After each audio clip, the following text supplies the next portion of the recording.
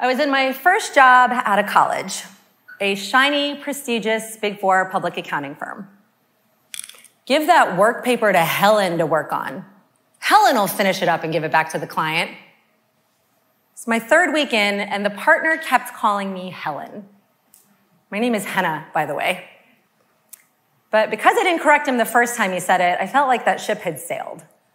To say something now would feel a little risky and a lot awkward. I wish I could say that was an isolated incident in my career, but I've had plenty of those. I once texted a snarky complaint about a client to my work friend, which instead went to the client. Recently went to hug someone at work who instead was going in for the fist bump, and he ended up punching me in the chest instead. That was fun. But my niece, Aria, is 7, and interestingly, she has never once said to me, Henna-Kala, this is awkward, but I can't open my Capri Sun. Kids don't feel awkward because they haven't yet learned they should feel that way. I think a lot of us would love to take more risks and feel less awkward. So, what gives? Can we be more like Aria?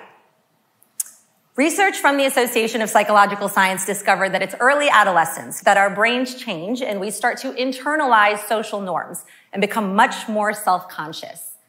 And as we grow up, there are inevitably times when we violate those norms, intentionally or not. And we start to notice and remember how that felt, which is usually a little icky. And because we don't love to feel a little icky, we start to act in ways that avoid that feeling. We become conditioned to look for who we are through the lens of those expected norms. In other words, who do other people see? And more importantly, do they approve of who they see? And as we continue into our professional lives, another interesting thing happens. Even though our experience and confidence go up, so does our deep desire to fit in with those social norms. And as a result, our tolerance for professional risk-taking or any risk-taking absolutely goes down. It goes down for big risks, things like negotiating a new job salary or taking a new job in general. But it also goes down for small, everyday risks, things like apologizing for a misdirected snarky text or correcting someone when they've said your name wrong. Why is that? Because thanks to those social norms behind the scenes, we start creating an ever-widening gap between how other people see us, confident, smart, articulate, and how we feel about what we think they see. Nervous, hot mess. Without realizing it, we start hanging out on this side of the gap. On this side of the gap, we care a lot about what other people think of us, on preserving our existing gains. People think you're smart now, Henna. They may not think you're so smart after this. That instead of improving, instead of leveling up, instead of playing to win, we play not to lose. On this side of the gap, we're stuck in an approval mindset. An approval mindset tap dances on our caveman brain and reminds us that belonging feels better than almost anything else.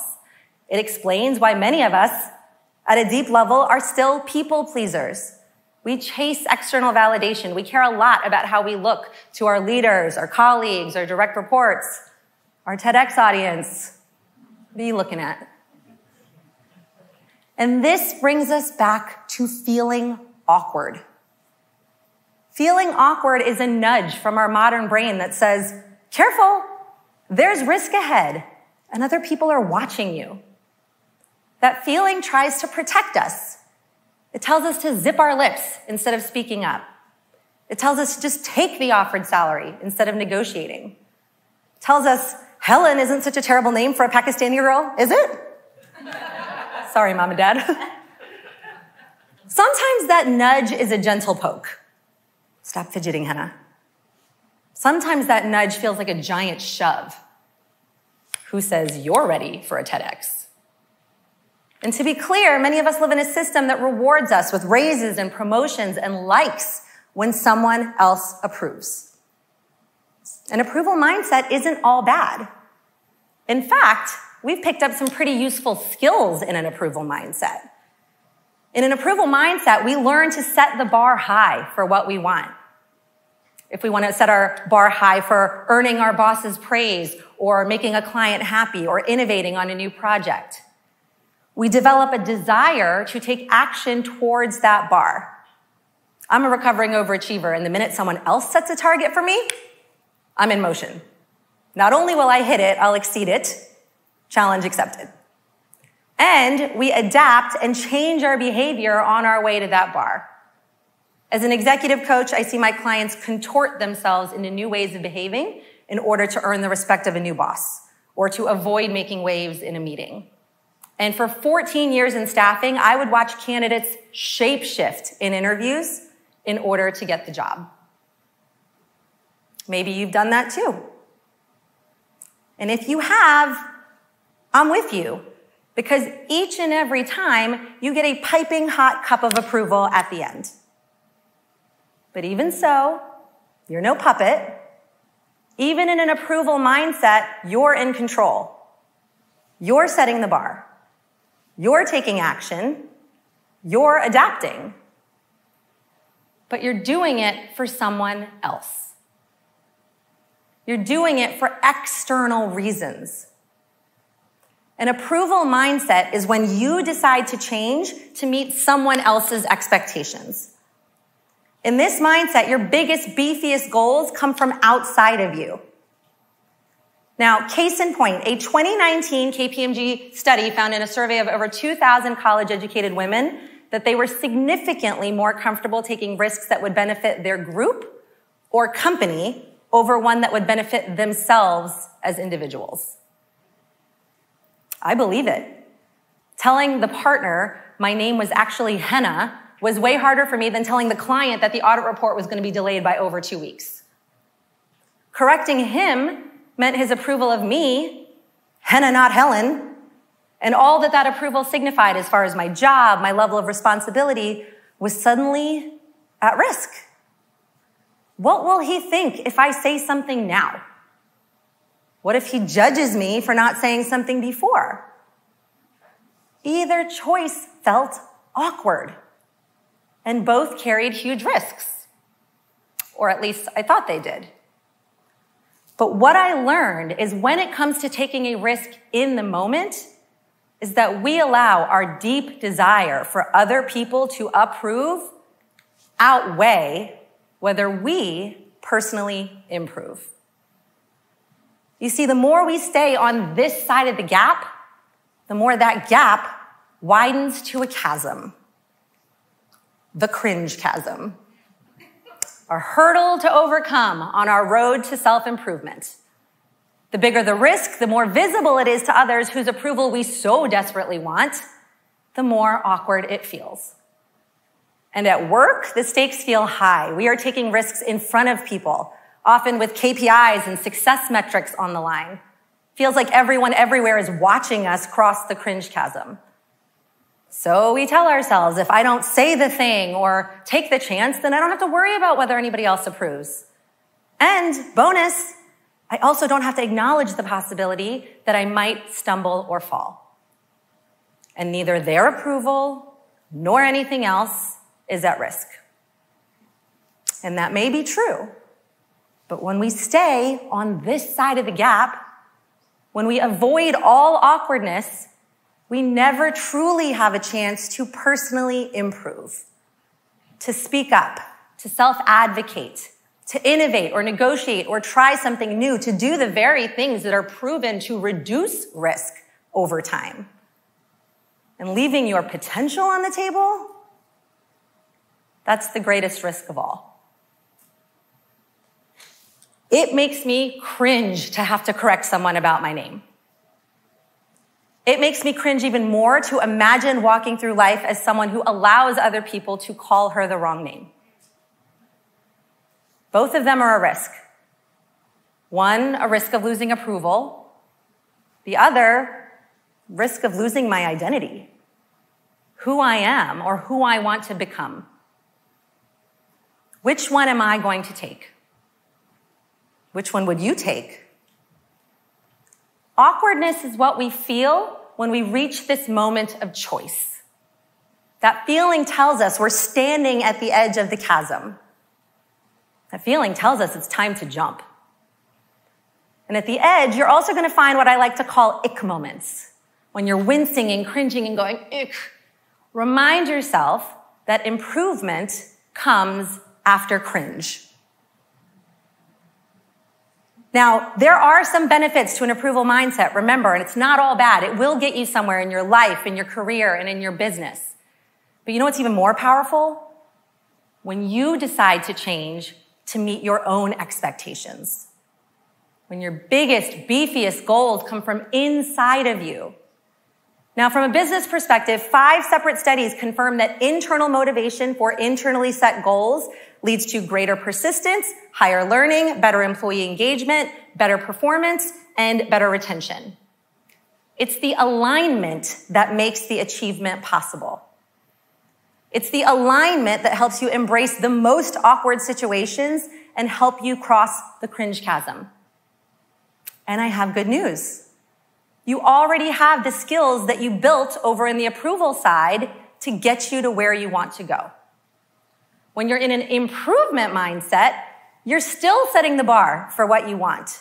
You're still taking action towards that bar. You're still adapting. When you align your own internal motivation with your own internal goals, that's how you cross to the improvement mindset and stay there. And here's what's critical about assessing risk. If in this moment, your self-improvement, hell, your self-identity is more important to you than their approval, then, my friends, it is time to jump. So what needs to change? The only thing that needs to change is whose goals you're pointing to. The direction of why you do what you do. Fitness trainers have known this for years. If you do the same exercises in the same order, your bodies get used to it and you plateau. That's because routines also reduce our capability to improve. So to improve, we change direction of the circuit. So now we're going to take all those skills, those muscles we built over on the approval circuit and work them in a new, slightly uncomfortable way so that we can improve our ability to take small risks when we need to condition for awkward. And we condition by seeking out strategic micro-stressors and deliberate discomfort in the exact places where there's the most room for change. At work, instead of backing away from an uncomfortable conversation, changing direction might look like naming how awkward it is to have to talk about this, maybe with a little bit of humor. Or let's say you get called on a meeting and whoops, you totally zoned out. Instead of running from the awkwardness, which research actually says backfires and makes things even more awkward long term, been there, done that, maybe you'll try owning it and just admitting that you will recover faster than you think. The truth is, your internal motivation is always burning inside of you. The question is, are you going to use that spark to ignite your own improvement or to feed a fire of someone else's making? And are you going to purposely look for those ick moments, those opportunities where improvement can come after the cringe? Are you going to make your internal motivation muscles stronger? Now, one final word of warning, changing direction isn't easy. It takes deliberate practice. Much like stepping into the TEDx lights for the first time, trying something new is awkward as hell. The approval mindset is blaring. I hear it right now. It's easy to peter out when your mindset muscles start saying, this is hard. But if you want to play to win and not just not to lose, you can start right now. Find one goal you want to feel awkward for so that you can cross the chasm towards improvement. And practice embracing the awkward every day so that you're as strong as you can be for the moments when it counts. What you risk reveals what you value. Not every twinge of cringe needs to be overcome. Just the one stopping you from getting to where you want to go. It's up to you if you want to jump. And if you don't know where to start, let's talk about it over a Capri Sun. Can't promise I won't make it awkward, but I promise you they taste damn good. Thank you.